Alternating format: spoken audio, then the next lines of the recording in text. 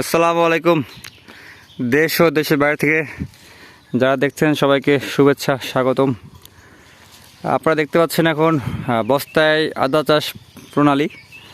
তো আজকে আমরা কি কাজ করছি, এখানে মাটি আমরা তোলার পরে জৈব সার মানে যেটা গোবর দেওয়া হয়েছে, ছাই দেওয়া হয়েছে। এখন আরও কিছু জৈব সার আমরা দিচ্ছি। তো এখানে আমাদের আদা চাষ করছেন সানোয়ার হোসেন, একটা গ্রাম কাচুপাড়া। তো এখানে সবাই কাজে ব্যস্ত। তো এখন আমরা সরাসরি সানোয়ার ভাইয়ের সঙ্গে কথা বলবো, উনি কিভাবে চাষ করছেন, এখন কি সার প্রয়োগ করছেন সেগুলো আপনাদেরকে বলবে। আসসালামু আলাইকুম।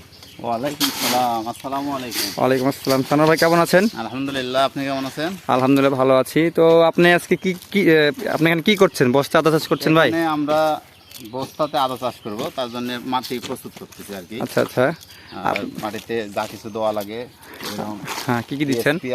টিএসপি দিচ্ছেন, ডিএপি করে আপাতত ছিটাচ্ছেন না? পরে ছিটাবো হচ্ছে জৈব আছে, জৈব না, তারপরে জিঙ্ক আছে, পুরাডান আছে। পুরাডান? হ্যাঁ আচ্ছা আচ্ছা। পুরাডান এগুলো সব পরে ছিটে মাটি জি আমরা সুন্দর করে পচে হ্যাঁ এটা ঝুরঝুরে করে নেওয়ার পরে আমরা বস্তা ব্যাগ করে তারপরে আমরা আদা আর কি রোপণ করবো। আচ্ছা আচ্ছা। তো আপনি যে আদা চাষ করছেন ভাই, আপনি একটা বস্তায় কতটুকু মাটি দিবেন ভাই? আমরা একটা বস্তায় 10 থেকে 12 কেজি মাটি দেবো। আচ্ছা আচ্ছা। 4-5 কেজি ছাই দেবো। ছাই দিবেন? হ্যাঁ। তারপর পাউচ দেবো 3-4 কেজি। আচ্ছা। আর যেগুলো আর কি প্রণালী আছে, যেগুলো আর কি ছোটোখাটো, ওইগুলো আর কি একসাথে মিক্স করে জি আমরা পরে বস্তা প্যাক করবো আর কি।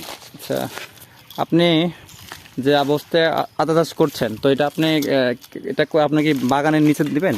হ্যাঁ, এটা কেমন জায়গা ভাই?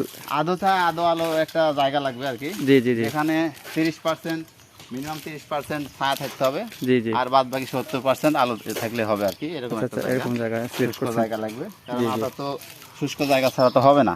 আচ্ছা আচ্ছা। যদি অতিরিক্ত রোদে আপনি আদা চাষ করেন তাহলে আদা হবে না, আদা মরে যাবে। এই জন্য আদো ছায়াতে আদা চাষ করতে হয়। আমরা এরকম জায়গায় আর কি প্রস্তুত করছি। আপনি বস্তায় যে আদা দিবেন, যে আদা চারাটা আপনি কবে লাগাবেন?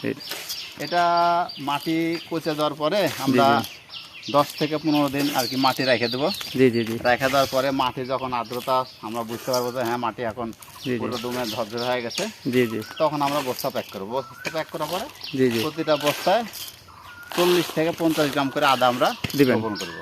40 থেকে 50 গ্রাম আদা প্রতিটা বস্তায়? বস্তায়। আচ্ছা ভাই, আদা আপনার কত মাস হারভেস্ট করতে পারবে, কত মাস পরে হারভেস্ট করতে পারবেন? আমরা মোটামুটি 7 থেকে 8 মাস। 7 থেকে 8 মাস পরে, মানে এটা আপনার আগামী দেখা যাচ্ছে জানুয়ারি ফেব্রুয়ারি মাসের দিকে আপনি করতে পারবেন, তাই না? জানুয়ারি ফেব্রুয়ারিতে। তো আপনি এক একটি বস্তায় আপনি কতটুকু আদা মানে করতে পারবেন আপনি মনে করছেন? আসলে সঠিক বলতে গেলে হ্যাঁ, মানে যেটা বলে যে 3 কেজি, আসলে 3 কেজি আদা হয় না। জি জি। ও কিছু বস্তা হতে পারে, কিন্তু অরিজিনালি 1.5 কেজি 2 কেজি এরকম আসবে। আমাদের আর কি টার্গেট এরকম হবে। তো 3 কেজি আসবে না সবগুলাতে, কিছু কিছু বস্তা আসতেও পারে।